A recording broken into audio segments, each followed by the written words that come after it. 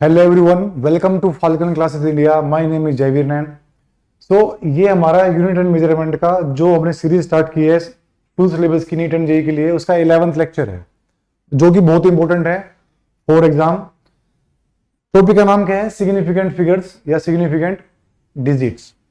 Actual में पहले हम ये सीखेंगे, ये जानेंगे कि हम ये टॉपिक पढ़ ही क्यों रहे हैं, फिजिक्स में इस टॉपिक को ऐड क्यों किया गया है। ऑब्वियसली बात है, कोई चीज पढ़ रहे हो तो पता होना चाहिए ना कि भाई वो क्यों ऐड की गई है। तो एक्चुअल में एक रीजन है, एक हमारी जो बुरी आदत है ना, उस बुरी आदत को छुड़ाने के लिए फिजिक्स में, साइंस एंड टेक्नोलॉजी में हम साइंटिफिक फिगर्स को पढ़ते हैं। मजबूरी है पढ़ाना लोगों को। क्यों? क्योंकि मैं एग्जांपल देता हूं आपको। देखो, मान लीजिए आपके पास 4,890 रुपए हैं, तो आप इसको क्या बोलोगे? राउंड फिगर करके आप बोलोगे कि मेरे पास, मान लो मैं पूछ रहा हूं आपसे कि आपके पास कितने रुपए हैं, तो क्या बोलोगे? मेरे पास 5,000 के आसपास पैसे हैं। तो क्या बोलोगे? 5,000 के आसपास। तो क्या बोलोगे इसको आप? 5,000। ये हमारी हैबिट है कि मान लो किसी की सैलरी 48,900 है, तो वो क्या बताएगा? मेरी सैलरी 50,000 के आसपास है, अराउंड है, तो 50,000 ऐसे बोलेगा वो, 50,000 है। किसी की 50,500 रुपए है, तो क्या बोलेगा? मेरी सैलरी 50,000 रुपए है। तो कहने मतलब मेरा सिर्फ ये कि हमारी हैबिट है चीजों को राउंड ऑफ करने की। क्या करने की? राउंड ऑफ करने की। जो ये राउंड ऑफ करने की हैबिट है ना, ये बड़ी गलत है। गलत क्यों है? देखो, वैसे तो गलत नहीं है, हमें इससे चीजों को समझाने में बताने में आसानी हो जाती है, लेकिन इसी चीज को जब हम साइंस के भाषा में बात करें, फिजिक्स की भाषा में बात करें, मेजरमेंट की भाषा में बात करें, तो वहां पे अगर छोटी सी चीज आपने राउंड ऑफ कर दी, छोड़ दी, तो उसका नेगेटिव इफेक्ट पड़ता है, उससे एरर आ जाता है हमारी डिजिट्स के अंदर, और एरर हम रिकमेंड नहीं करते। दैट इज, कोई भी मेजरमेंट है उसमें एरर है तो वो गलत है ना। तो एरर को निकालने के लिए हमें सिग्निफिकेंट फिगर पढ़ना बहुत जरूरी है। तो सिग्निफिकेंट फिगर उस एरर को निकालने के लिए ही बनाया गया है, जो एरर हम राउंड ऑफ करके डाल देते हैं बिना, दैट इज जहां मुझे मिल जाता है हमसे वो, तो उसी को खत्म करने के लिए हम सिग्निफिकेंट फिगर पढ़ रहे हैं। ठीक है, तो ये इसकी डेफिनेशन भी है कि significant figure in measurement are used to express order of accuracy.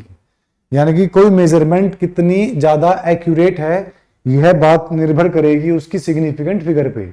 ठीक है, तो सिग्निफिकेंट फिगर जितनी ज्यादा होगी उतनी ही ज्यादा, उतना ही अच्छी वो मेजरमेंट होगी, उतनी ही एक्यूरेट वो मेजरमेंट होगी। ठीक है, क्यों? क्योंकि इसमें हम राउंड ऑफ नहीं करेंगे।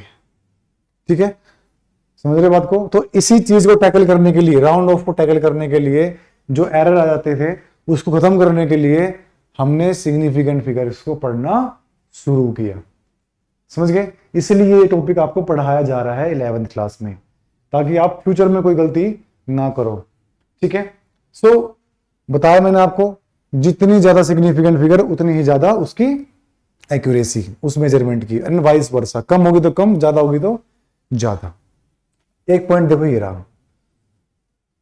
अब बात कर, ये पॉइंट क्या है? देखो, ये पॉइंट कह रहा है कि द अनसर्टेनिटी मतलब एरर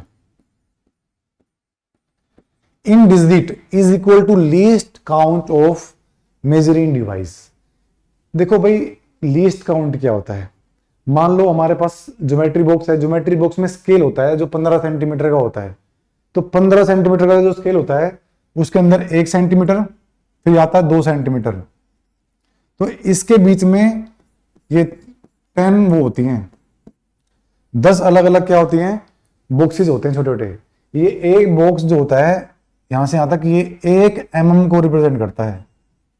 दैट इज 0.1 सेंटीमीटर को रिप्रेजेंट करता है। तो ये 0.1 सेंटीमीटर क्या है? ये 0.1 सेंटीमीटर है वह मेजरमेंट जो हम कर सकते हैं कम से come with the help of scale.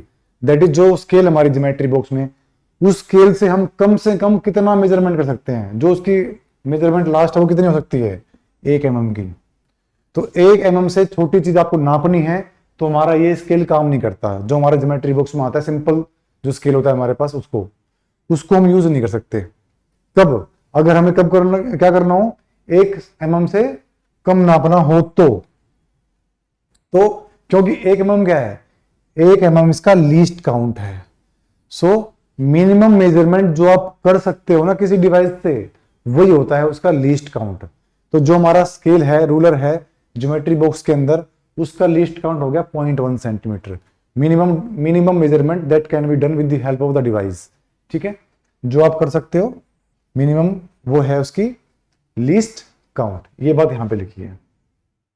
ठीक है, जितना कम लीस्ट काउंट होगा, अगला एग्जांपल ये समझा रहा है, जितना कम लीस्ट काउंट होगा डिवाइस का, उतनी ही अच्छी, उतनी ही एक्यूरेट, उतनी ही प्रिसाइज रीडिंग या मेजरमेंट आपकी होगी। एग्जांपल देता हूं, ये स्केल है, इससे आपने 0.1 mm नापना है। इससे अब आप नाप सकते हो सिर्फ 1 mm, है ना, और मैंने बोला 0.1 mm निकालो, नापो इससे, तो नापना क्या हो जाएगा, नाप तो लोगे लेकिन गलत रीडिंग आएगी आपकी। लेकिन मैं कह रहा हूं एक स्केल ऐसा है हमारे पास जिसका लीस्ट काउंट 0.1 mm है। एक स्केल ऐसा है हमारे पास जिसका लीस्ट काउंट कितना है, 0.1 mm है।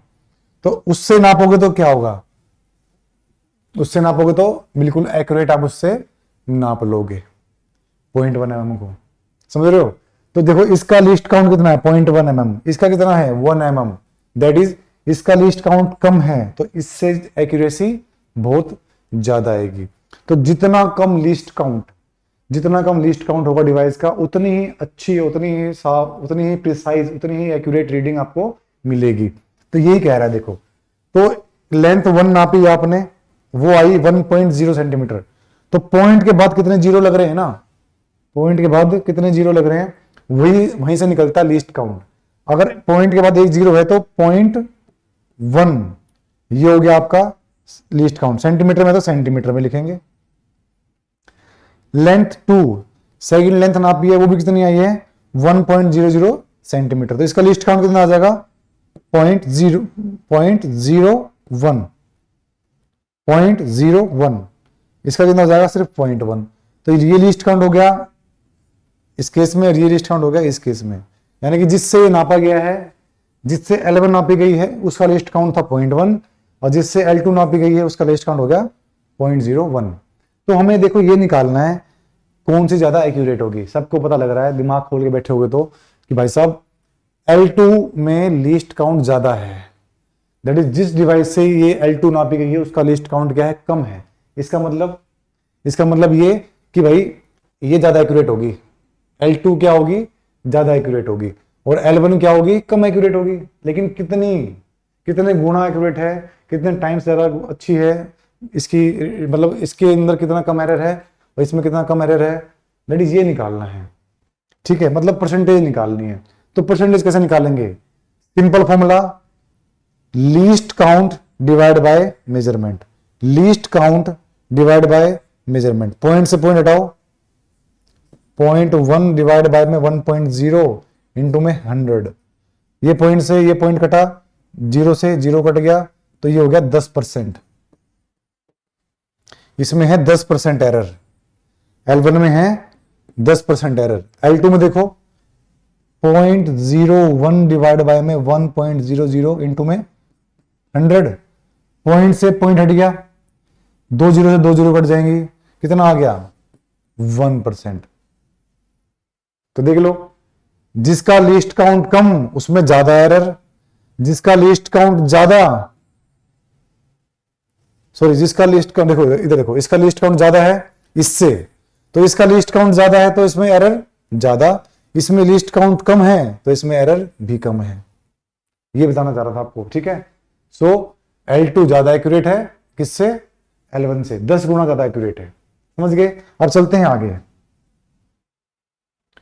देखो भाई एक बात तो सुनो आप लोग, थोड़ा सा ये लेक्चर लंबा हो जाएगा 20 से 25 मिनट के आसपास, लेकिन बहुत ही इंपॉर्टेंट चीजें इसमें आने वाली हैं, ध्यान से समझना। रूल्स बड़े अच्छे हैं इसके, रूल्स बड़े काम के हैं। जिसको रूल्स आ गए खत्म हो गया टॉपिक, छोटा टॉपिक है, चैप्टर खत्म हो जाएगा, मतलब ये टॉपिक खत्म हो जाएगा उसी के अंदर। तो ये बात मैंने बता दी आपको, ये पढ़ना, ठीक है। जिसका लीस्ट काउंट कम वो उतनी एक्यूरेट रीडिंग देगी। तो एग्जांपल दे दिया, 3 डिवाइस दे रखी है, vernier calliper, screw gauge, optical instrument. इन तीनों के दे दिए आपको यहाँ पे लीस्ट काउंट, तीनों को लीस्ट काउंट दे दिया आपको। तो साफ दिख रहा है इसका लीस्ट काउंट सबसे कम है, तो सबसे ज्यादा एक्यूरेट क्या होगी, ये तो होगी। ये कौन है, ऑप्टिकल इंस्ट्रूमेंट, ठीक है। तो ये सिंपल सा टॉपिक आ गया जो ऑलरेडी मैंने पीछे बोल दिया आपको, ठीक है। इसे पढ़ लेना और वीडियो को पोस्ट करके अपने नोट्स लिखना। अगर वीडियो अच्छी लग रही हो तो लाइक एंड सब्सक्राइब करना, ठीक है। तो आगे चलते हैं।